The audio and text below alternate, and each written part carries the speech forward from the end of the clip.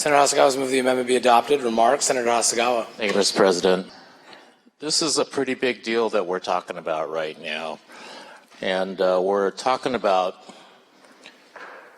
clawing back a pretty controversial tax preference, set of tax preferences that we made a little while back. But the underlying bill, there's a reason for the underlying bill, which is that the WTO is likely going to rule against the state for having done so. So this tax preference, and well, that whole WTO thing is a whole nother story that we could probably talk about, but the effect is that Boeing came to us, the aerospace industry came to us to ask us to restore the previous tax rate prior to the incentive being voted in. The thing is, it's got a snapback provision, so we're making it look pretty good by restoring the previous rate for the view of the judges at the WTO, which I said is another issue, being judged by unaccountable folk that we never see. But the fact is, once they say, okay, the tax preferences are gone, there's a snapback provision within the bill itself, the underlying bill, that reinstates the tax incentives. So whenever that happens, we don't know how long it's going to take the WTO to make that determination, but that will be at a different point in time that we are at right now. Who knows what the economy is going to be looking like? Who knows what Boeing is going to be looking like, or our aerospace industry?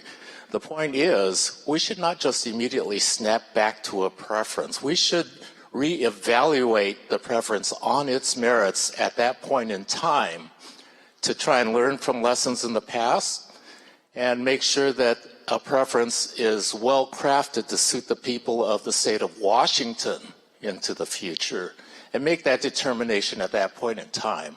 So I appreciate your consideration of this amendment and ask for your support. Thank you, Mr. President. Thank you, Mr. President. Move adoption of Amendment 1366. Senator Hasegawa move the amendment be adopted. Remarks, Senator Hasegawa. Thank you, Mr. President.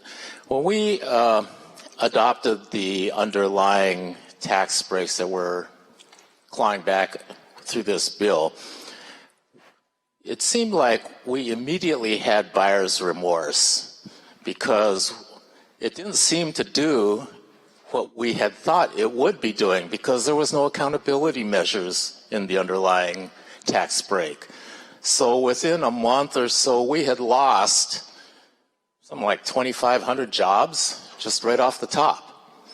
So this amendment builds a little bit of accountability into the underlying tax incentive. Since the previous amendment didn't hang, this amendment, because when the snapback happens, will ensure that at least 51% of the jobs of the people applying for the tax incentives will have to be in the state of Washington.